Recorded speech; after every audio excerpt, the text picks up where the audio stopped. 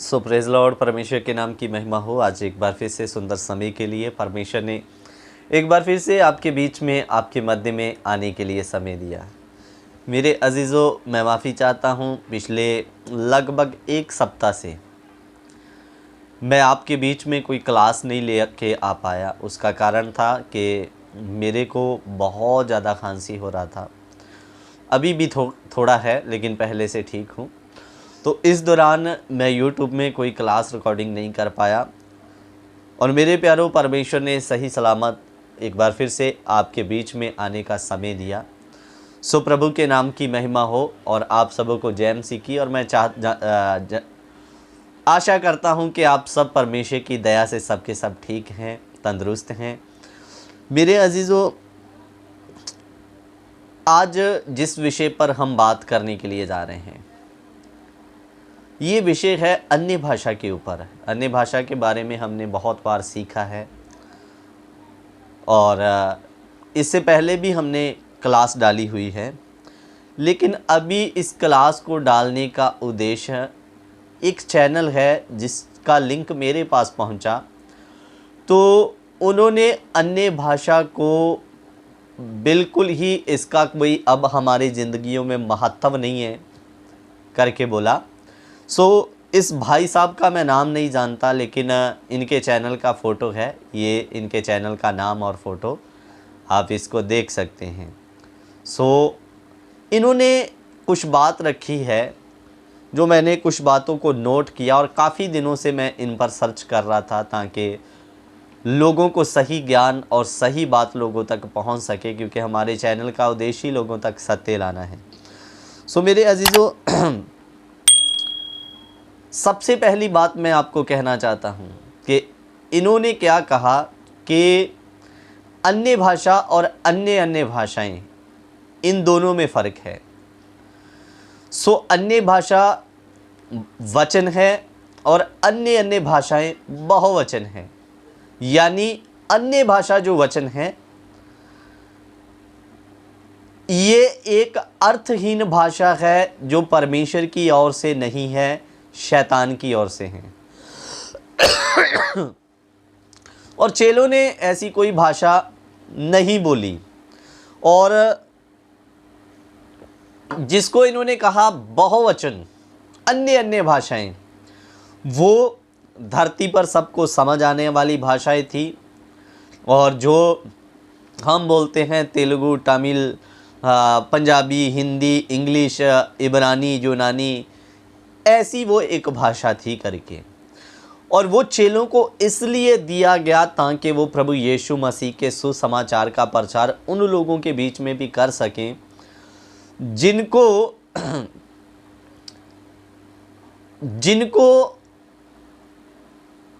अपनी भाषा में परमेश्वर का वचन ये लोग सिखा सके। मेरे प्यारों, तो आइए हम इस बात को क्लियर करेंगे। सबसे पहला पॉइंट था अन्य भाषा का वरदान चेलों को इसलिए मिला कि वो सभी को उन्हीं की भाषा में प्रचार कर सकें। ये भाई का कहना था। अब ध्यान देकर सुनना। सबसे पहली बार जब अन्य भाषा का प्रयोग हुआ, तो यहाँ पर घटना क्या है उस बात को थोड़ा समझिए। विषय आज थोड़ा लंबा हो सकता है, लेकिन बने रहिए विषय के साथ और एक एक बात को बड़ी बारीकी के साथ देखिए। मेरे प्यारों, प्रभु यीशु मसीह जब स्वर्ग उठाए जाने से पहले चेलों को साफ रीति से उन्होंने कहा, यरूशलेम से अभी बाहर मत निकलना जब तक पिता की आज्ञा पूरी ना हो जाए, कि जो पवित्र आत्मा का दान या बपतिस्म के बारे में जिक्र किया है, जब तक वो तुम पर ना आ जाए, जहाँ उसकी प्रतिज्ञा पूरी ना हो जाए, तो तुम यरूशलेम से बाहर ना निकलना। मेरे अजीज़ों, अब यहाँ पर चेले लोग यीशु मसीह की इन सब बातों को सुन के वापस जब यरूशलेम में लौटे, तो मैं वचन पढ़ देना चाहता हूँ। प्रेरितों के कार्य उसका 1 अध्याय उसका 12 वचन। जब वह जैतून नामक पहाड़ से जो यरूशलेम के निकट एक सब्बत के दिन की दूरी पर है यरूशलेम को लौटे, जब वह वहाँ पहुँचे तो उस अटारी पर आ गए। यहाँ पतरस, यूहन्ना, याकूब, अंद्रयास, फिलिप्पुस और थोमा और बर्थुलमै और मती हलफई का पुत्र याकूब, शमौन, येलेतुस और याकूब का पुत्र यहूदा रहते थे। और 14 में लिखा, ये सब कई स्त्रियां और यीशु की माता मरियम और उसके भाइयों के साथ एक चित्त होकर प्रार्थना करने लगे। मेरे प्यारो, जब ये जैतून के पहाड़ से लौटकर यरूशलेम में आए तो यहाँ पर यूहन्ना, पतरस एक अटारी पर रहते थे। अटारी कहने का मतलब, उसको हम शुद्ध भाषा में उसका शब्द निकाले तो ऊपरी कोठा, या पंजाबी में जिसको चुबारा भी कहा जाता है, यानी कि घर के ऊपर एक जो रूम या कमरा। तो वहाँ जब ये सब रहते थे तो वहीं पहुँचे, और कुछ स्त्रियां और यीशु मसीह की माता मरियम भी इस कमरे में आकर ये प्रार्थनाएं करने लगे। मेरे प्यारो, एक चित्त होकर प्रार्थना करने लगे। मेरे प्यारो, प्रार्थना के साथ साथ में इन्होंने प्रार्थना करके जो चिट्ठियां डाली कि हम 11 हैं, एक हमारे साथ और होना चाहिए। मतिया का चुनाव भी उसी समय दौरान हुआ। अभी ये कहीं प्रचार करने नहीं निकले, या अभी प्रचार का आरंभ नहीं हुआ। और क्या हुआ, ये लोग आपस में सलाह पवित्र प्रार्थना के साथ उस ऊपरी अटारी में बैठे हुए हैं। लेकिन जब 2 अध्याय में हम आते हैं कि जब पैंतीकुस्त का दिन आता है, अभी ये कहीं बाहर नहीं निकले और यीशु की आज्ञा के अनुसार कहीं वचन प्रचार नहीं किया। तो इधर में क्या घटना घटती है 2 वचन के दौरान। जब पैंतीकुस्त का दिन आया तो वह सब एक जगह इकट्ठे थे। एकाएक आकाश से बड़ी आंधी की सनसनाहट का शब्द हुआ और सारा घर यहाँ वे बैठे थे गूंज गया, और उन्हें आग की सी जीभें फटती हुई दिखाई दी, और उनमें से हर एक पर आ ठहरी। वह सब पवित्र आत्मा से भर गए, और जिस प्रकार आत्मा ने उन्हें बोलने की सामर्थ्य दी, वह अन्य अन्य भाषा बोलने लगे। इधर में लिखा, उनके ऊपर किसी शैतान की ओर से नहीं या किसी मनुष्य की ओर से नहीं, जब पवित्र आत्मा ने उनके जीवन में नियंत्रण ले लिया, अब जैसा आत्मा ने उन्हें सामर्थ्य दिया, वो अन्य अन्य भाषाएं बोलने लगे। और भाई साहब ने कहा था कि ये बहुवचन है और ये हमारी भाषाएं हैं जो हम इस धरती पर बोलते हैं। ध्यान देकर सुनिए। आगे क्या हुआ, आकाश के नीचे हर एक जाति में से यहूदी बकत यरूशलेम में रह रहे थे। जब वह शब्द हुआ तो बड़ी भीड़ लग गई और लोग घबरा गए, क्योंकि हर एक को यही सुनाई देता था कि ये मेरी ही भाषा में बोल रहे हैं। वह सब चकित और अचंभित होकर कहने लगे, देखो ये जो बोल रहे हैं ये सब गलीली नहीं, तो फिर क्यों हम में से हर एक अपनी ही जन्मभूमि की भाषा सुनता है। मेरे अजीज़ों, ध्यान देकर सुनिए। जब इनको आत्मा ने बोलने की सामर्थ्य दी तो वचन में लिखा ये अन्य अन्य भाषा बोलने लगे। मेरे प्यारो, यहाँ पर केवल इस्राएल या यरूशलेम के ही रहने वाले लोग नहीं है, कई जगहों से यहूदी भगत लोग जो सब्बत के लिए आते थे इस जगह पर इकट्ठे हुए थे। और जब 120 लोग, अभी वचन प्रचार नहीं हुआ, गलती में मत रहिए, संदर्भ से बाहर बाइबल में कभी भी, बाइबल के संदर्भ के बाहर कभी भी ना जाएं। वचन प्रचार शुरू नहीं हुआ, ये लोग एक चित्त होके प्रार्थना कर रहे हैं, आत्मा की सामर्थ उतरी। ये 120 लोग, लगभग अनुमान लगाया जाता है कि ये लोग इतने ऊपरी कोठे में प्रेयर या परमेश्वर के आज्ञा का पूरा होने का समय की वेट करते हुए उधर में प्रार्थना में जीवन जी रहे हैं। और मेरे प्यारो, जब इनके ऊपर सामर्थ उतरा, पवित्र आत्मा उतरा, तो अन्य अन्य भाषा बोलने लगे 120। अब जब एक साथ 120 लोग चिल्लाएंगे तो मेरे प्यारो, इनका शब्द सुन के एक बड़ी भीड़ लग गई और सब कहने लगे ये तो मेरी भाषा बोल रहे हैं। ध्यान देकर यहाँ पर एक चीज को आप पढ़ लेना, आप 2 से लेकर 12 वचन तक पढ़ना। अभी इधर प्रचार शुरू नहीं हुआ है, ध्यान देकर सुन लीजिए। 120 लोगों के ऊपर में पवित्र आत्मा उतरा, अन्य अन्य भाषा बोलने लगे। जब 120 लोग एक साथ बोल रहे हैं तो इनके शब्दों को सुनकर जो दुनिया भर से लोग इकट्ठा हुए थे घबरा गए।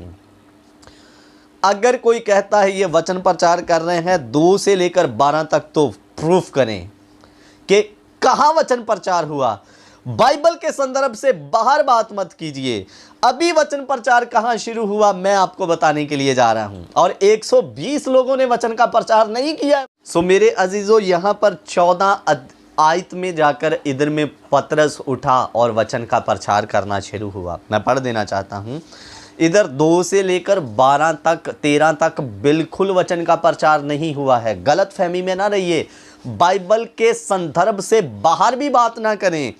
अब इधर में अन्य भाषा नहीं बोला जा रहा है, इधर में सामर्थ पवित्र आत्मा ने शाया किया, सामर्थ आ गया, जैसे उन्हें बोलने की ताकत पवित्र आत्मा ने दी वो अन्य अन्य भाषा बोलने लगे।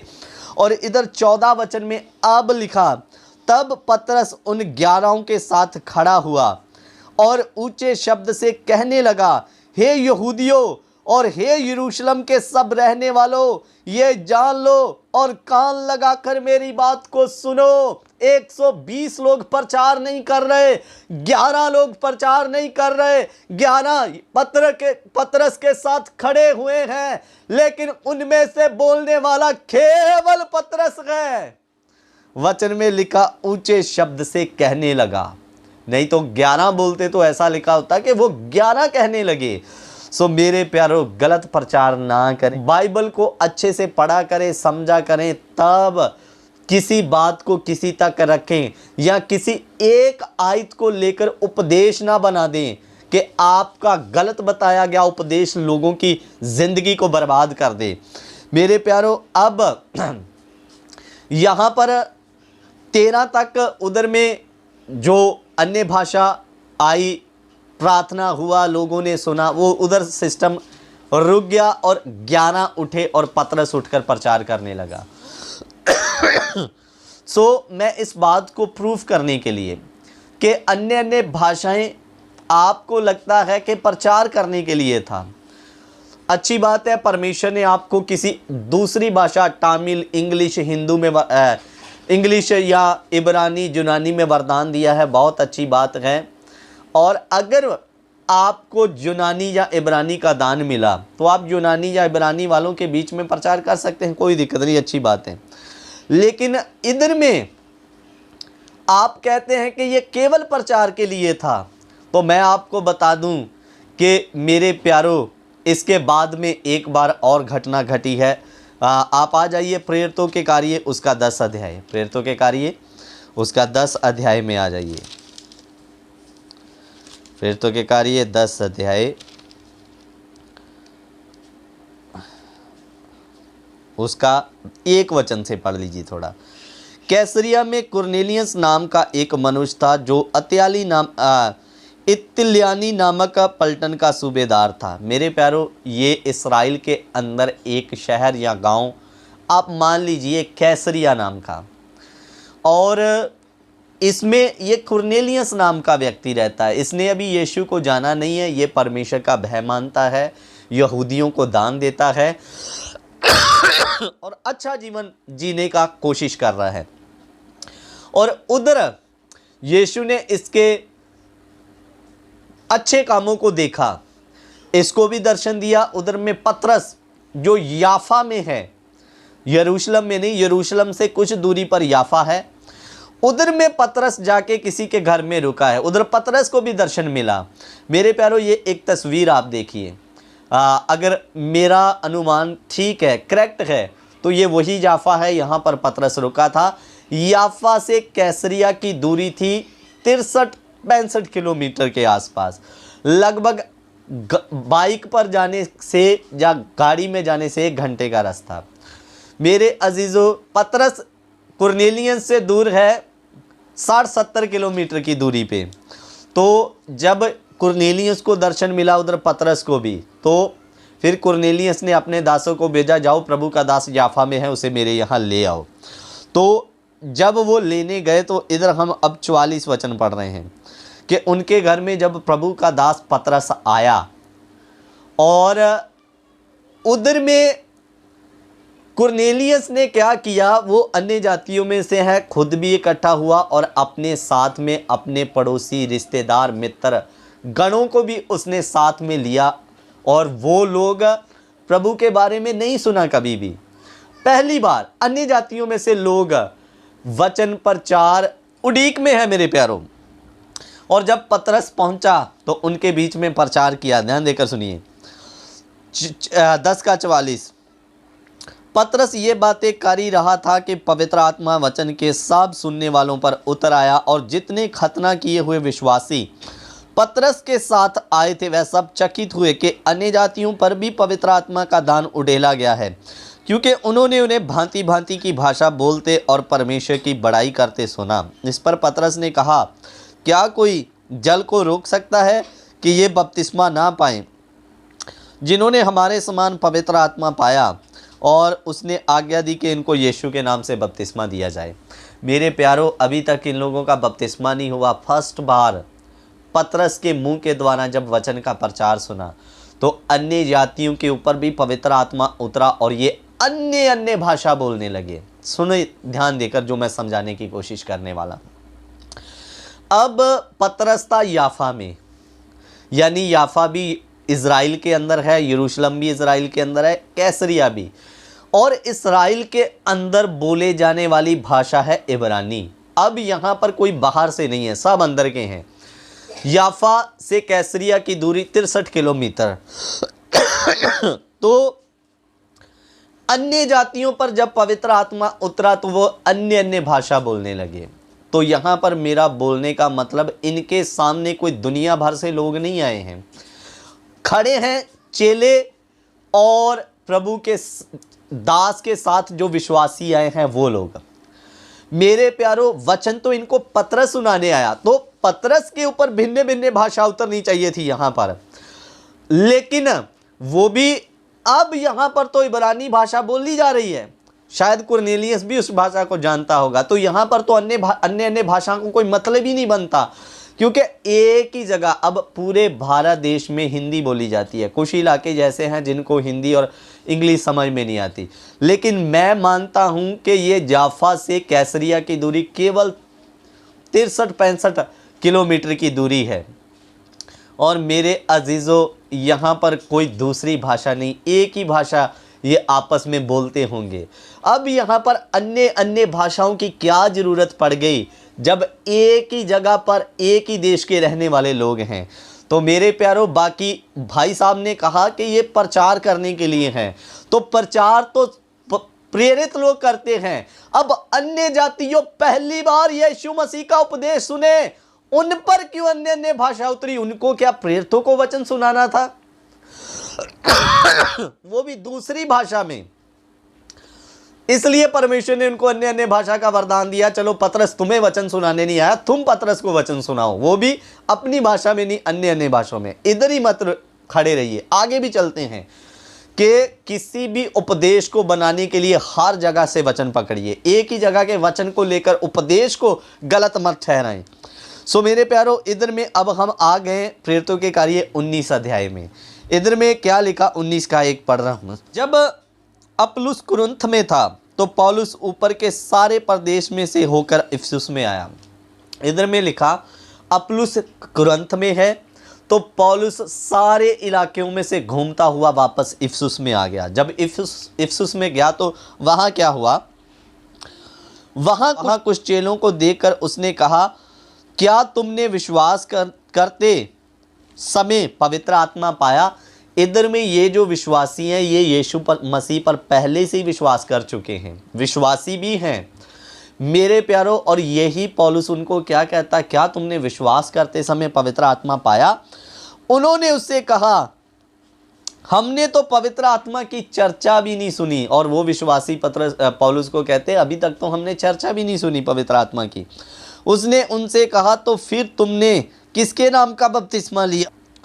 तो उन्होंने कहा, यूहन्ना का बपतिस्मा। पौलुस ने कहा, यूहन्ना ने ये कहकर मन फिराव का बपतिस्मा दिया, जो मेरे बाद आने वाला है उस पर, अर्थात यीशु पर विश्वास करना। ये सुनकर उन्होंने प्रभु यीशु के नाम से बपतिस्मा लिया। जब पौलुस ने उन पर हाथ रखे तो पवित्र आत्मा उन पर उतरा और वह भिन्न भिन्न भाषा बोलने लगे।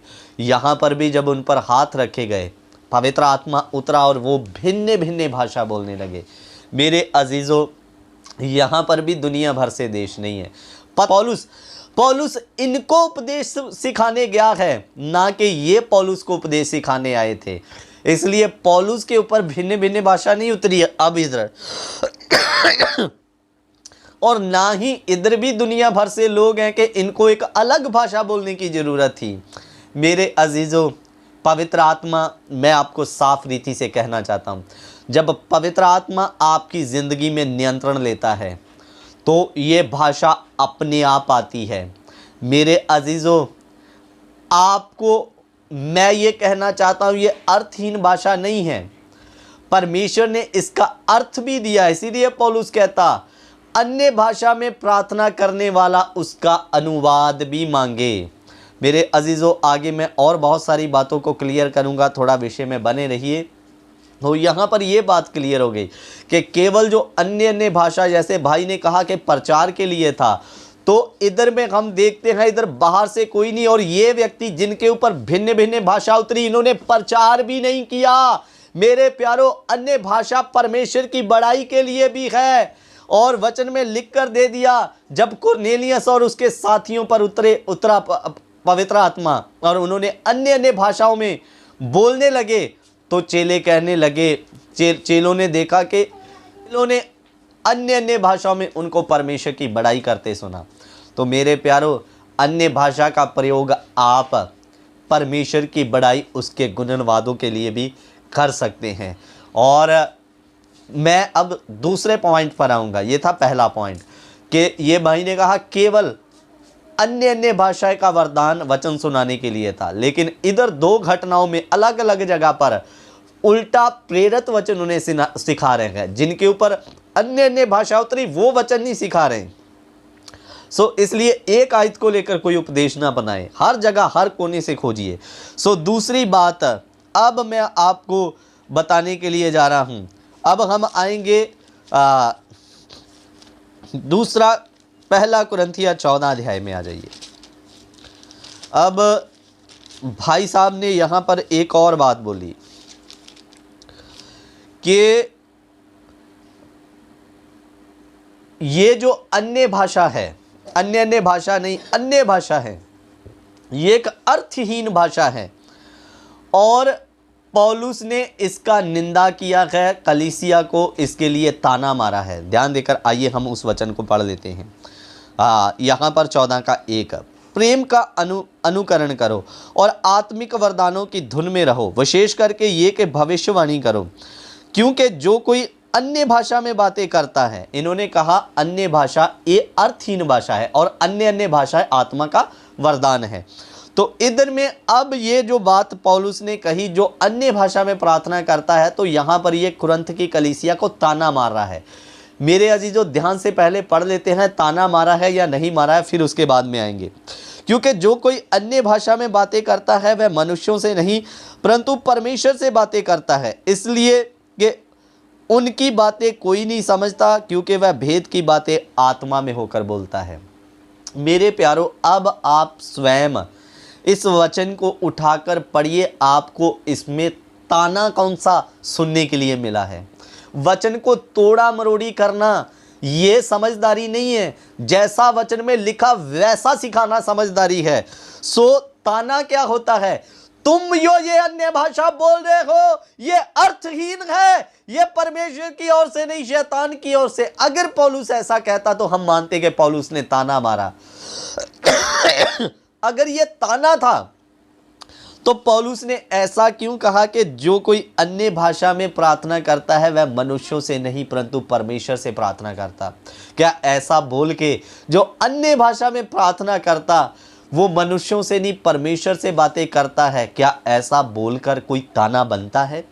ताना बनता है तो वो ये बनेगा कि ये जो अन्य भाषा तुम बोल रहे हो इससे तुम्हें कोई फायदा नहीं होने वाला, तुम्हारी कोई उन्नति नहीं होने वाली, ये परमेश्वर की ओर से नहीं शैतान की ओर से है, तुम परमेश्वर से नहीं शैतान से बातें कर रहे हो। ऐसा बोलता तो मुझे भी समझ में आता, पौलुस ने कुरिन्थ को ताना मारा, लेकिन पौलुस साफ रीति से कह रहा जो अन्य भाषा में प्रार्थना करता वो मनुष्यों से नहीं परंतु परमेश्वर से प्रार्थना करता।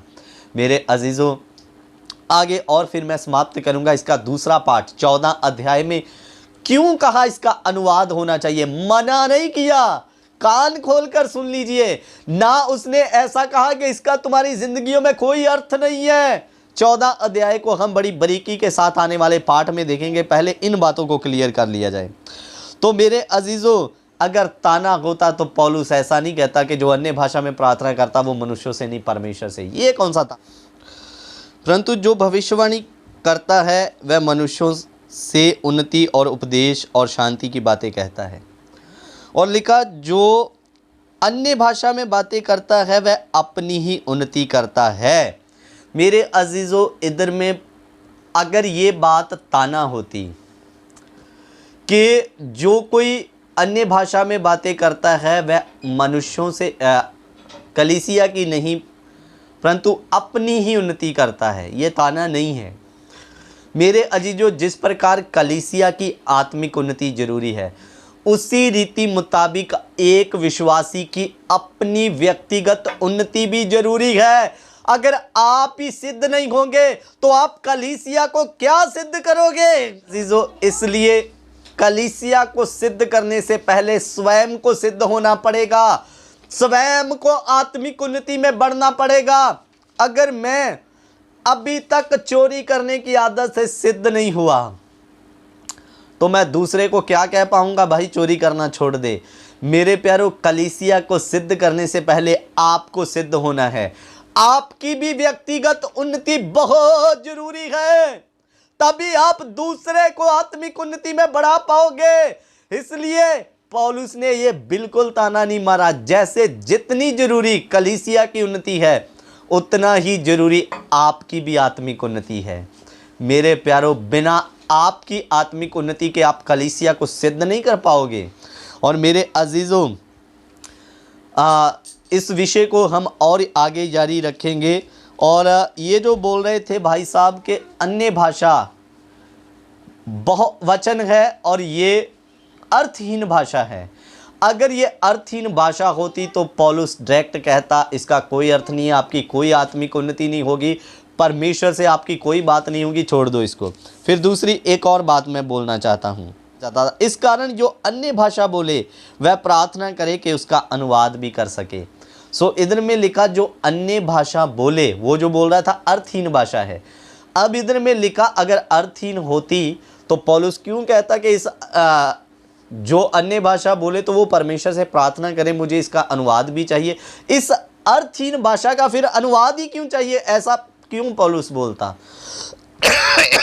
मेरे प्यारों, और आगे जाकर 39 वचन में वो क्या कहता, अतः हे भाइयों भविष्यवाणी करने की धुन में रहो और अन्य भाषा, वो बोल रहे थे बार बार अन्य भाषा वचन है, ये अर्थहीन भाषा है। तो इधर पौलुस उसी अर्थहीन भाषा को जो भाई के हिसाब से अर्थहीन है उसके बारे में स्वयं पौलुस क्या कह रहा है, अतः हे भाइयों भविष्यवाणी करने की धुन में रहो और अन्य भाषा बोलने से मना मत करो। इधर में अगर ये अर्थहीन होती, पौलुस ने इतना कहा कि ये बोल रहे हो तो इसका अनुवाद भी मांगो। फिर आगे वो जो भाई साहब इसको अर्थहीन बता रहे थे उसी के बारे में पौलुस कहता अन्य भाषा, अन्य भाषा ही नहीं बोला, अन्य भाषा बोलने से किसी को मना मत करो।